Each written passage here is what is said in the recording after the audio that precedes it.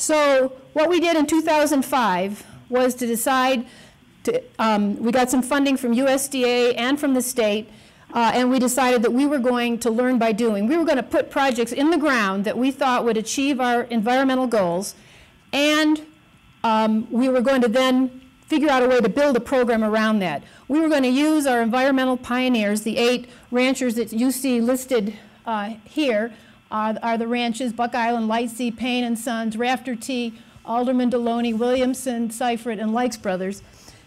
These were our environmental pioneers, and with them and helping them go through the whole process of putting in and designing and constructing their water management projects, going through the permitting process, we kind of tried to find every tripwire that we would see or that we would find in order to figure out a way that we could build a program that would address those things and yet at the same time create profit center for ranchers, provide accountability and transparency, be feasible to administer, etc. So that was the method we used. We didn't come in with an idea of how to do it.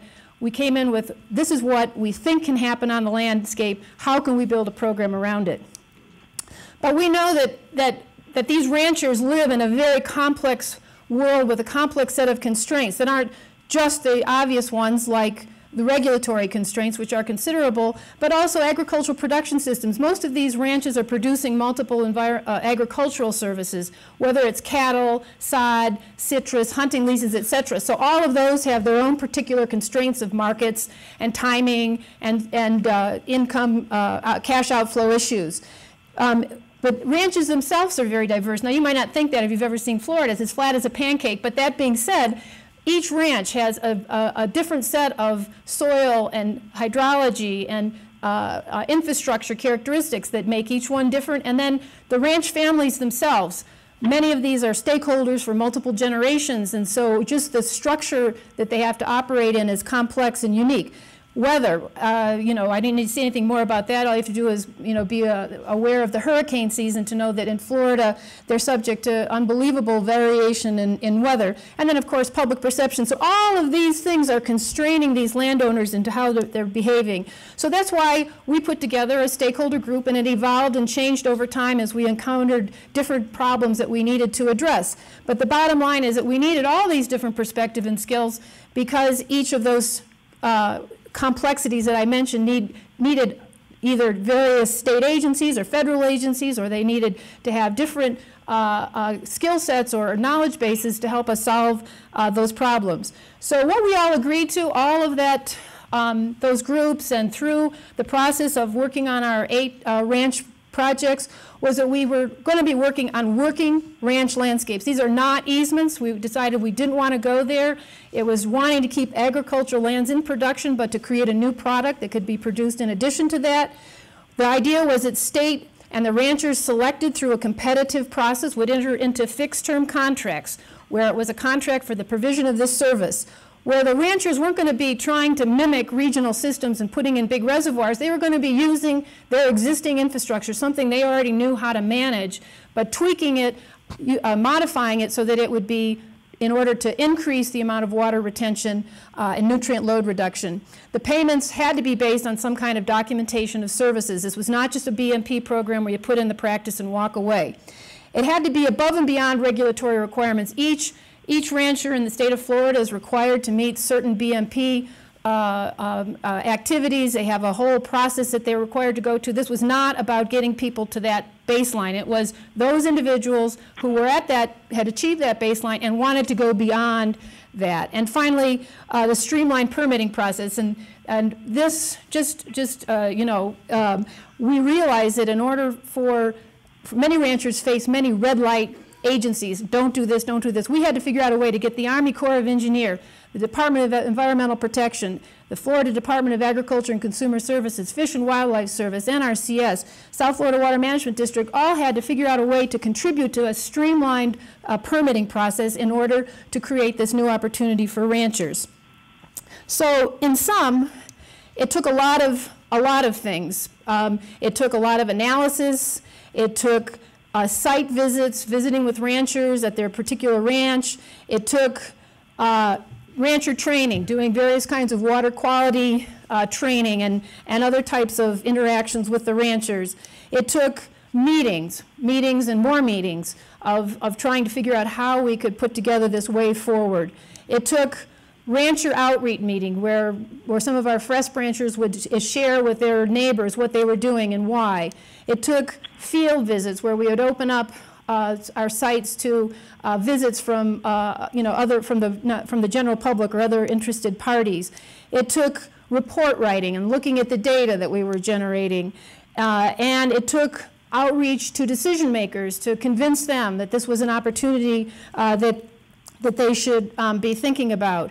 And finally, it took millions of pieces of data, because what you're seeing here is one of our sites and the documentation for water quality and quantity, just trying to figure out how we could create a cost-effective methods for documenting these services that worked in the real-world situation of Florida, hurricanes and all, cowboys out on the ranch, cows, through your monitoring systems, something that would be really feasible to do. So I mentioned that this year, this is again sort of the bottom line, we're having our first solicitation, which is that the Water Management District will release for the Northern Everglades Payment for Environmental Services Program. This is the new program that's been created. The first solicitation will be an invitation to ranchers who want to compete in this program to submit their proposal. The launch is in November, so we're really up to the deadline.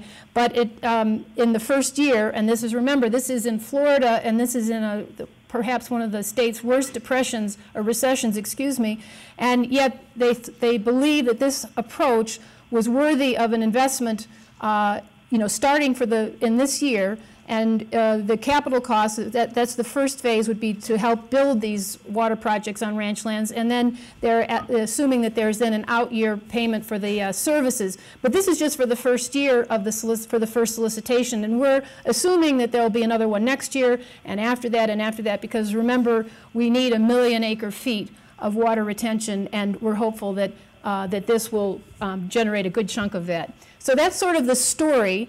At least part of it, and now we're going to, I guess, turn it over to... Not yet. Oh, sorry. No. I was jumping the gun, excuse me. No, you were staying on script, and again, I'm going off the reservation. Oh, okay. But, you want this? Am I on now? Great. Okay. Stay with that. Stay standing. Okay. You did a fantastic job. We really appreciate it. But before I come to you, Jimmy, I've got a couple of questions. So who paid for all this stuff to get you from 5 years ago to where you are today?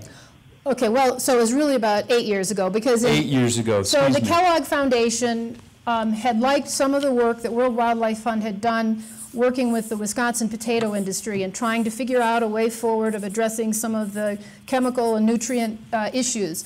And so they liked the fact that it was a stakeholder process, working with producers, bringing in the research community, and trying to figure out, real on-the-ground tools and techniques that potato farmers could use in order to enhance their environmental and agricultural production.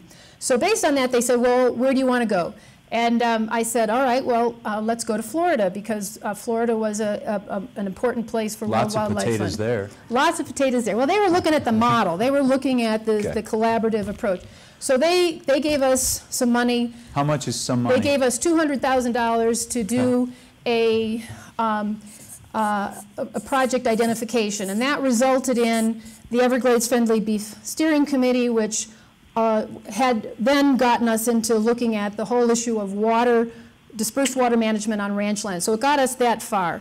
Then who else gave you some money? So then the next group was we got a conservation innovation grant from USDA. That was $1 million, plus the state then put in $1 million in order to match, and this is how we launched our first set of projects on the ground. So we put in, we paid 100% of the cost for the ranchers' projects that they agreed to put in, plus we were paying them a participation fee for being involved in the use of their land and the use of their cranial capacity to help us design the program. In 2007... So let me back up. What did you do? Just call them up and say, hey, we've got a good idea? And No. This was door to door, ranch to ranch. How'd you get the $2 million? We wrote a good proposal. Yeah, and it was just your name on the proposal? No. all of our names were on the proposal. Who's all of us? So we had 6 ranchers Okay. that were on the first CIG, Conservation Innovation Grant. We had several of our researchers.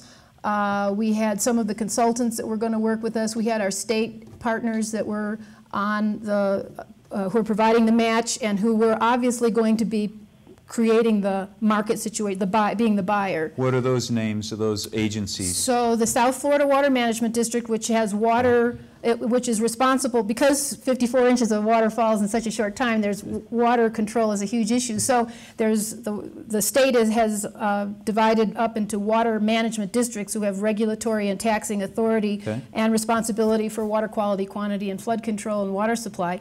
They were one of our partners. Florida Department of Agriculture and Consumer Services, and the ranchers and the University of Florida, and the MacArthur Agroecology Research Center. So we had researchers, we had state agencies, and then of course, because we got the money from USDA and NRCS, then NRCS became a partner in this and are part of the implementation team for the new program. So you had 8 partner groups with build up, so I'm just throwing you in with the rest of the ranchers, just to call you a group, okay? I know it's different, but so you had 8 different groups, multiple stakeholders saying, we need to do this, we think this is a good idea, we have science-based measurable outcomes that we think we can achieve. We don't have that, but we know that that's what we're having this proposal to figure it out. Ah, so you didn't have the answer? You No. were just asking to get the answer? No, yeah, we did not know what we were doing. But okay. You knew what you were doing. I know better than that. Cornell doesn't kick people out that can do what you do without you knowing what you're doing. You knew we you had knew a path, where we were going. We didn't know exactly how we were going to get there. but you still kept on the path. We still kept on the path, correct. Okay. Correct. So that 2007, then the state of Florida decided that they liked the idea so much that they gave us another $2 million. And that proposal was 1 paragraph. I like that one the best. That was good. how much? 2 million? 2 million. And with that, we expanded. Florida, you went to the well again. Yeah, because we wanted to expand the number of pilot projects, and Why would they even talk to you? You can't even deliver it yet, and they're giving you $2 million. because the issue of water management in Florida is critical, and they needed to expand their toolbox. And this looked promising because we were talking about having an environmental group walk in with a ranching community backed up by the state and federal agencies plus research community going in and saying this looked like a good idea. Awesome. It was an unstoppable proposition at that point in time. I'm sure every night when you went to bed, you said to yourself, this is unstoppable. Well, I keep thinking it. Don't we think it is, Jimmy? Jim, don't you think aren't you hoping that it is too? Awesome. Well, certainly. I mean, am I on? Yes, sir, you are. Welcome. Talk to us, Jim. The alternative route that the state was attempting to go was purchase property, and they came to the realization they were going to have some cooperation from some private landowners. They just could not buy enough. And frankly, if they bought it, they didn't have the experiential knowledge to manage it. So it's a win-win. Awesome. They could get so many more acre-feet of flowage working with the private landowners. One point I might mention, Sarah, that they channelized the Kissimmee River, and that is what made the water leave down through the center of the state.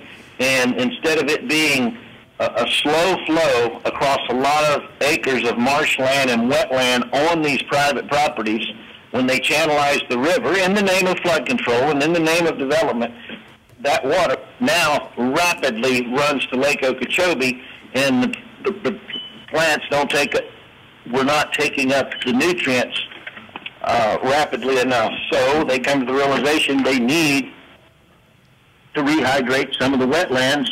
They had come to private landowners and said, why don't you drain those wetlands? Excellent. Thank you, Jim. So Jimmy, quick understanding, Rafter T Ranch, what is it?